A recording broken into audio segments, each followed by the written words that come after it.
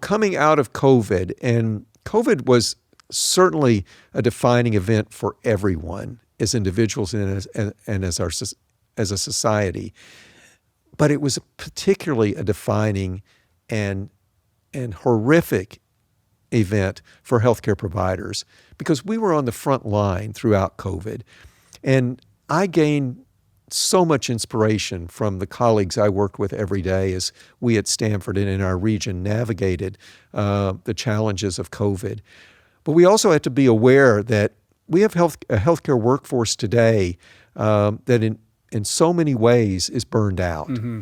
And I think now that we still have a lot of COVID around, fortunately not many people are requiring hospitalization, but I think rejuvenating the healthcare workforce, it is a resilient group of people for sure, but we've got work to do on rejuvenating that workforce, and I think that is something that we will accomplish over the course of the next 3 to 5 years. We've always attracted people to healthcare and medicine who have extraordinary dedication to the mission, but they don't have an infinite reserve of resilience, and rebuilding that now is particularly important. How do those tools aid with burnout? One thing is, how do we get people away from the computer terminal?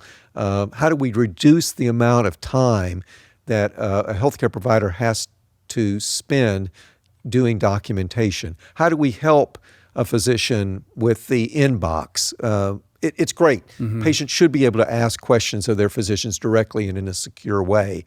But if that's adding on 2 hours of work after 8 hours in the clinic, in addition to documentation, that contributes to burnout. Those are all things that technology is today already beginning to have impact, and I think in the futurist sense, it's going to have even greater impact over the next 5 years.